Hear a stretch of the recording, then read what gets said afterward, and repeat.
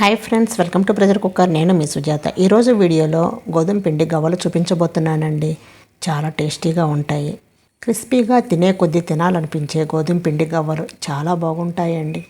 పిండిని ఈ విధంగా కలుపుకుంటే క్రిస్పీగా కరకరలాడుతూ భలే వస్తాయి. ఇవి చేయటం కూడా చాలా ఈజీ అండి.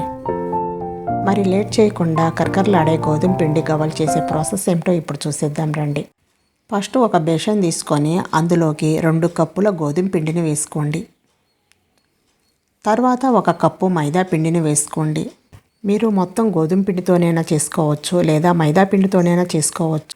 ఇలా కొంచెం మైదా పిండి వేయటం వలన గవ్వలు అనేవి క్రిస్పీగా వస్తాయి. తర్వాత 2 టేబుల్ స్పూన్ల బొంబాయి రవ్వను వేసుకోండి. ఈ బొంబాయి రవ్వ వేయటం వలన గవ్వలు అనేవి క్రిస్పీగా వస్తాయి. తర్వాత 1/2 టేబుల్ స్పూన్ ఉప్పు, అలాగే 2 టేబుల్ స్పూన్ల నెయ్యి లేదా ఆయిల్ని వేసుకోండి. ఇప్పుడు వీటన్నిటిని బాగా కలపండి. ఇలా రబ్ చేస్తూ కలపటం వలన ఆయిల్ అనేది పిండిలోకి వెళ్ళి బాగా క్రిస్పీగా తయారవుతాయి. చూడండి, ఇలా ముద్ద కడితే ముద్దలా రావాలి. తర్వాత కొంచెం కొంచెం వాటర్ని పోస్తూ చపాతీ పిండిలా గట్టిగా కలుపుకోవాలి. చూడండి, ఇలా గట్టిగా కలిపిన తర్వాత కొంత పిండిని తీసుకొని ఇలా చిన్న చిన్న బాల్సులుగా చేసి పెట్టుకోండి. తర్వాత గవ్వల చెక్క ఉంటే వాటితోటి ఇలా గవ్వలుగా ప్రిపేర్ చేసుకోండి, లేదా ఇలాంటి గరిటెతోటైనా గవ్వలు ప్రిపేర్ చేసుకోవచ్చు. అలాగే ఈ పిండి మొత్తాన్ని ఇలా గవ్వలుగా ప్రిపేర్ చేసుకొని పెట్టుకోవాలి. తర్వాత ఇప్పుడు వీటిని డీప్ ఫ్రై చేసుకుందాం.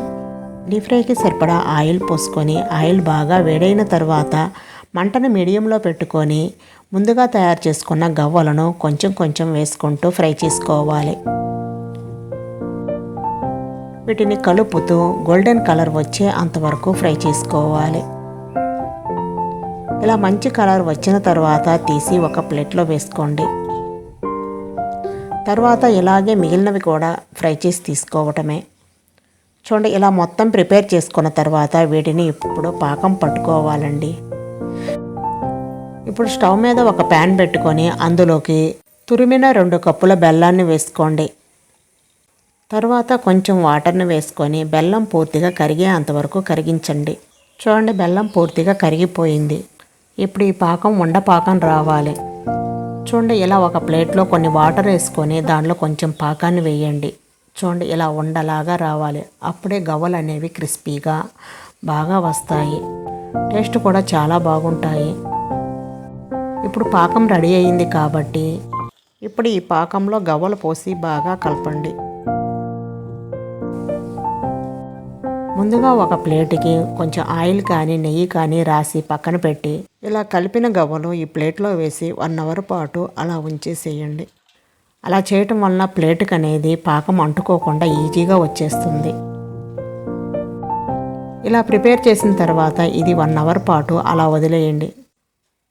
1 అవర్ తర్వాత చూడండి, పాకం అనేది కరెక్ట్గా సరిపోయింది. టేస్ట్ కూడా చాలా బాగుంటుంది. చూడండి ఎంత క్రిస్పీగా వచ్చాయో కదా. అంతేనండి, చాలా సింపుల్ కదా. మీరు కూడా తప్పకుండా ట్రై చేసి ఎలా వచ్చిందనేది కామెంట్ చేయండి. ఓకే ఫ్రెండ్స్, ఈ వీడియో మీకు నచ్చినట్లయితే లైక్ చేసి మీ ఫ్రెండ్స్ అండ్ ఫ్యామిలీ మెంబర్స్కి షేర్ చేయండి.